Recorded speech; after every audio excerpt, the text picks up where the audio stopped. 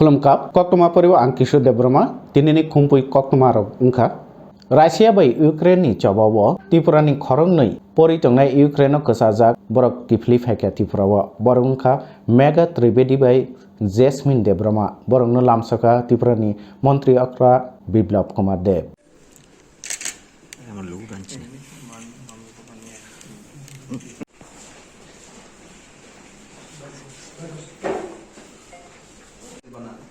Bunkers तो वहाँ पे ऐसा था कि हर बिल्डिंग के नीचे वो बेसमेंट रहता था।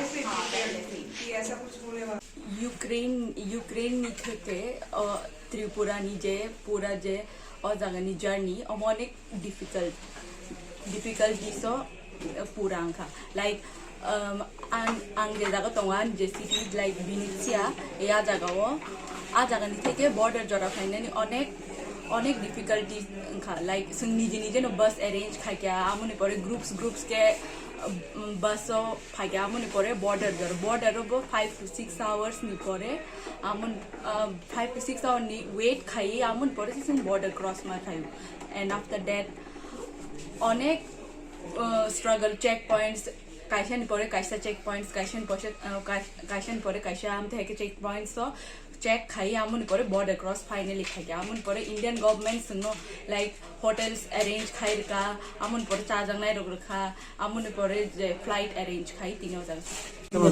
और मैं विनिसिया स्टेट जो यूक्रेन का है वहाँ पे मेडिकल कर रही हूँ 3rd ईयर में। तो आज आई हूँ वो यूक्रेन से बहुत ही डिफिकल्टीज से सफ़र करके और फिर बहुत सफ़र करना पड़ा हमें लाइक यूनिवर्सिटी हमारा जहाँ पे था उस स्टेट से लेके बॉर्डर तक बहुत ही घटिया सिचुएशन रहा हम लोगों का वहाँ पे। और उसके बाद वो बॉर्डर पे जाके तो सब सही हुआ और इसके बाद इंडियन गवर्नमेंट तो हेल्प ही किए और इसके बाद सब सही हो। हमारे स्टेट से तो हम बॉर्डर में जल्दी पहुंच गए थे लाइक 25 फरवरी को, लेकिन फ्लाइट मिलने में बहुत दिक्कत हो रहा था क्योंकि बहुत सारे बच्चे थे ऐसे। तो फिर जो पहले पहुंच रहा था बॉर्डर में उनको ही पहले फ्लाइट अरेंज किया जा रहा था। आप जिस सिटी में रहा और जिस यूनिवर्सिटी में पढ़ाई कर रहे हैं, इस यूनिवर्सिटी में त्रिपुरा का और दूसरे कोई बच्चे हैं? हाँ, बहुत सारे बच्चे हैं, 2 3 4 ऐसे होंगे। उनका कोई ट्रेस हुआ? उनका तो अभी नहीं पता, सब अलग अलग बॉर्डर्स में है। तो फिर वो लोग कोई हंगेरी बॉर्डर में, कोई पोलैंड में, कोई रोमानिया में ऐसा करके फंसे हैं सब। तो अभी कैसा फील हो रहा है? अभी तो बहुत ही अच्छा लग रहा है क्योंकि मैं अभी तक तो लाइक इतना खराब सिचुएशन हो गया था कि हमेशा कानों के अंदर वो सायरन का आवाज अभी भी सुनाई दे रहा है, वो हॉन्ट करता है अभी भी। लेकिन अभी घर में पहुंच गई हूँ तो बहुत अच्छा लग रहा है। आप लोग जिस सिटी में था, इस सिटी में अटैक हुआ? उस सिटी में ज्यादा तो लाइक खारकीव और कीव जैसा तो नहीं हुआ, लेकिन बहुत सारा मतलब कुछ वेयर हाउस मिलिट्री बेसिस में बहुत एक्सप्लोजन्स हुआ। আমি প্রথমেই মাননীয় প্রধানমন্ত্রী নরেন্দ্র ভাই মোদীকে ধন্যবাদ জানাবো। সে কোভিডের পরিস্থিতি হোক আর আজকে যে ইউক্রেন রাশিয়ার যে যুদ্ধকালীন পরিস্থিতিতে যেভাবে মাননীয় প্রধানমন্ত্রীজি ভারত সরকার থেকে ফ্লাইট পাঠিয়ে এয়ারক্রাফট পাঠিয়ে ইউক্রেনের বিভিন্ন বর্ডারে আসা ভারতীয় নাগরিকদেরকে সুরক্ষার সঙ্গে